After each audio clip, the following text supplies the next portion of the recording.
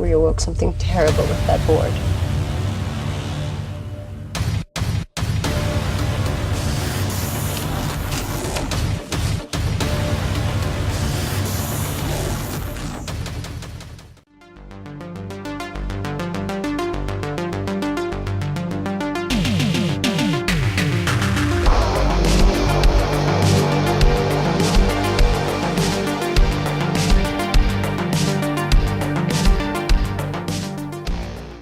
We are talking Ouija Seance, the final game, which is coming out in July of 2018. And this one from director Andrea Mugnaini. Probably butchered that. Apologies if you are watching this video. Anyway, this does seems by the title to be a sequel to something, but it isn't. It's a completely standalone movie, nothing to do with any other films. And what's the story? Well, let's discuss. It focuses on four friends, in particular this one girl who has inherited a strange, out-of-the-way country house that belonged to her grandmother. Now, for circumstances that are explained through the movie, she has no real kind of connection to her kind of family. So she's going there to simply drop off some paperwork or something like that. But they end up staying for the weekend. And while they're there, they find strange occult paraphernalia. And that they are warned that there is some kind of malevolent evil presence that emanates from this house and its possessions, and maybe from this woman's family herself. So this girl and her three friends are then menaced by this kind of the spirits of the underworld, so to speak, and what will happen. You'll have to watch the film to find out. So let's discuss Ouija Seance, the final game. So the first thing that struck me when I started watching this film, I thought just when the credits are rolling, the opening credits and the opening few scenes, I thought there is some skill in the filmmaking here, because it seems like it has a very kind of like professional and reasonably high production value. Just the way the kind of the confidence in the filmmaking initially, you think, wow, this actually looks like it's going to be a pretty kind of like well-produced movie. But it's actually quite a low-budget film. I just think it's the actual filmmaking on skill here is pretty good, and it kind of hides the kind of the low-budget nature of this film. But it's a problem later on, but we'll come on to that. So the opening film, I thought, was very good, and we were introduced to our kind of four main characters.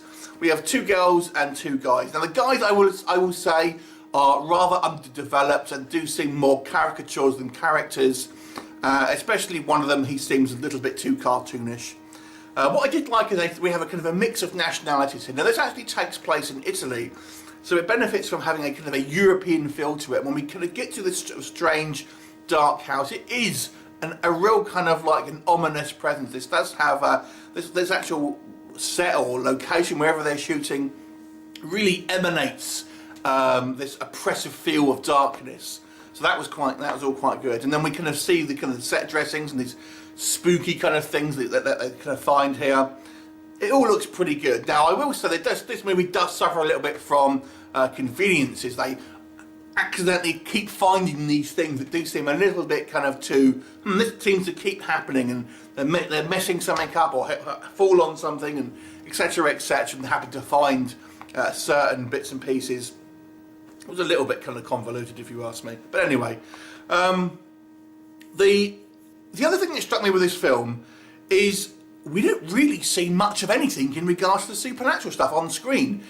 So this is where the budget clearly wasn't put on. So there's very little actual supernatural stuff that we see. Now, the film takes its time getting to any type of paranormal activity. We feel like it takes a little bit too long, maybe.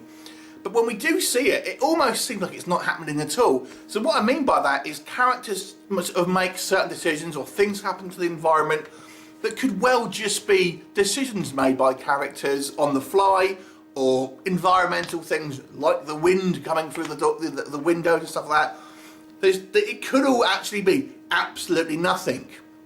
Now, I don't know if that was intentional by the filmmakers to almost say this film may not have anything to do with kind of supernatural stuff. We do see a couple of shots of spooky stuff happening, because there clearly is something, but it almost feels like initially like all of this stuff that's happening could be the result of something completely non-supernatural.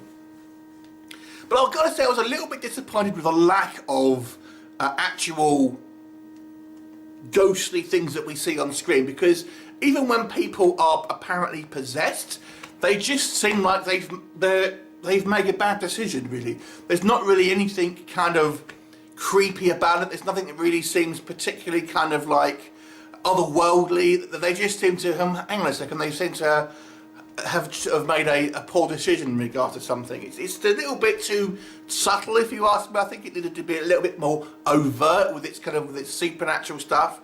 Now, like I've said, I think the actual filmmaking on display here in regards to the look and the production side of it does feel very good, and obviously probably it has this kind of a higher budget feel than maybe it actually does, but the budget certainly went on there, but it didn't go on any type of kind of SFX.